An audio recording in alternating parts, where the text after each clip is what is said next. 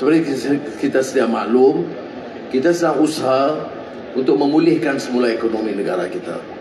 Ia bukan soalan yang mudah. Ada orang mengatakan, mengapa kita ceritakan hal yang lalu?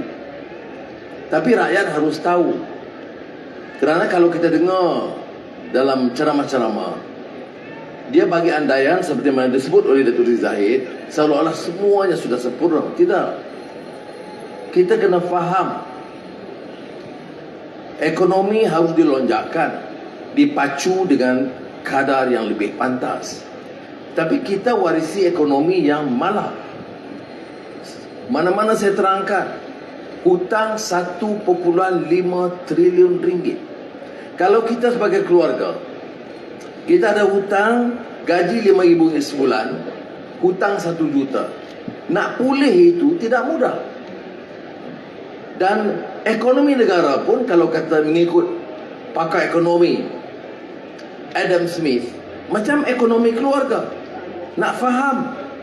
Jadi kalau hutang cara tidak bertanggungjawab dulu sampai 1.5 triliun, nak suruh kita selesaikan dalam 1-2 tahun tidak mudah. Kita cuba, insya-Allah. Berapa defisit? Defisit maknanya pendapatan kurang daripada perbelanjaan.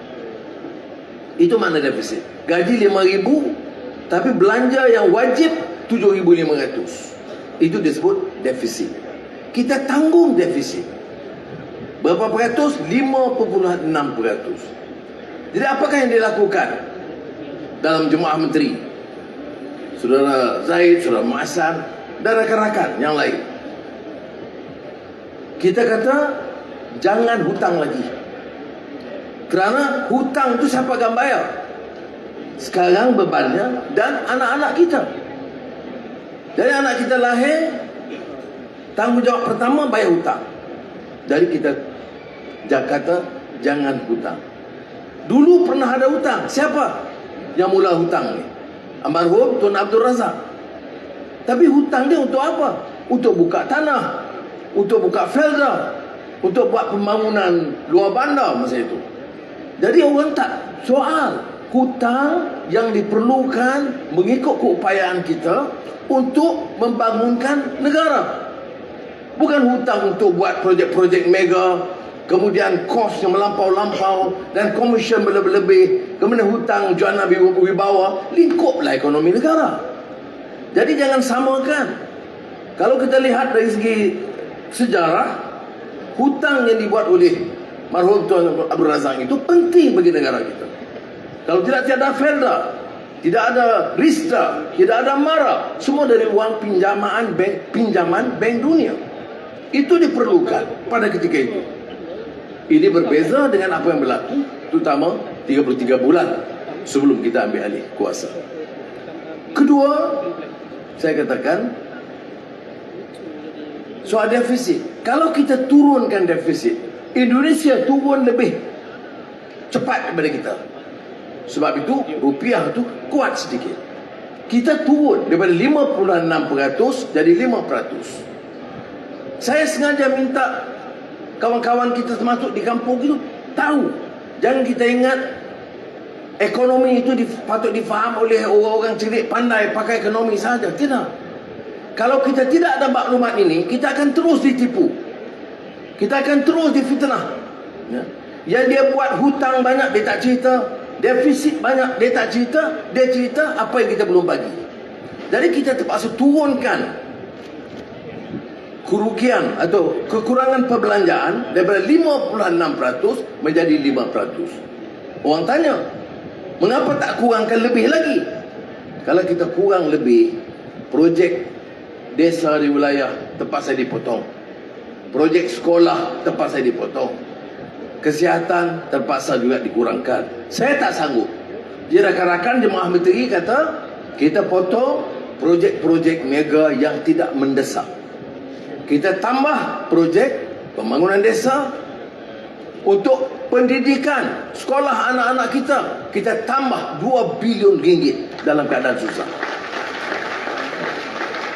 Kita buat apa? Seluruh Negeri Sembilan. Saya bercakap dengan Saudara Amin tadi. Saya nak pastikan semua sekolah anak-anak kita ini tandas diperbetulkan. Ni apa jenis negara? Bercakap soal ekonomi hebat, gaji menteri, duta-duta khas semua tinggi-tinggi, tandas sekolah pun tak boleh kita baiki.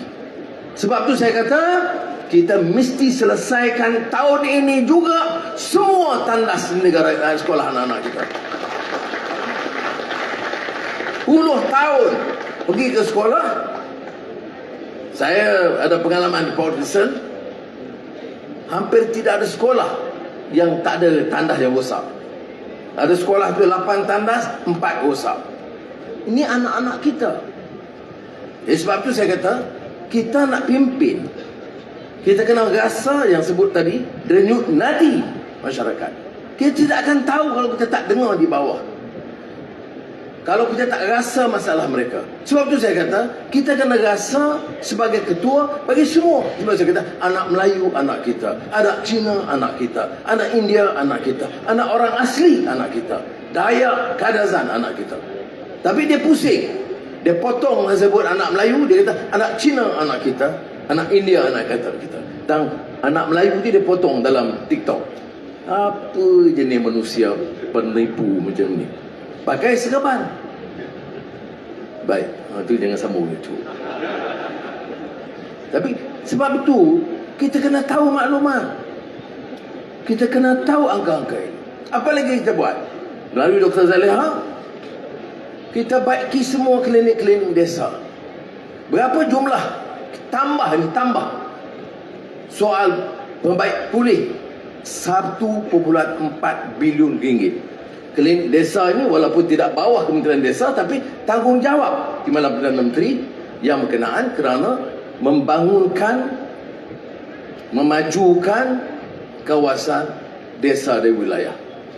Semalam saya di Kepung, perumahan rakyat. Saya sebut kita nak Kuala Lumpur itu jadi megah, hebat, kota besar yang terkenal, bukan saja dengan Putrajaya dan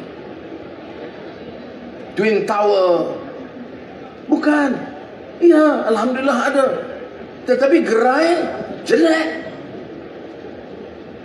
Restoran 7 bintang, 5 bintang hebat, tetapi gerai dan warung kerana orang susah yang manfaatkan, guna, maka tidak dipedulikan.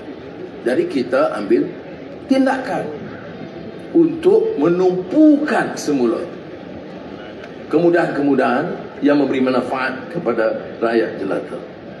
Jadi sebab itu saya minta saudara faham, ini bukan tanggungjawab saya sebagai Perdana Menteri, tanggungjawab seluruh pimpinan. Dan saya syukur walaupun desas-desus di luar macam-macam, saya nak beritahu di sini dalam peluncuran acara utama kementerian ini, karnival yang diadakan pada hari ini, termasuk disebutkan karnival usahawan desa. Saya nak sebut di sini, saya bernasib baik, alhamdulillah, pimpin kerajaan dengan satu semangat perpaduan yang jitu di kalangan pimpinan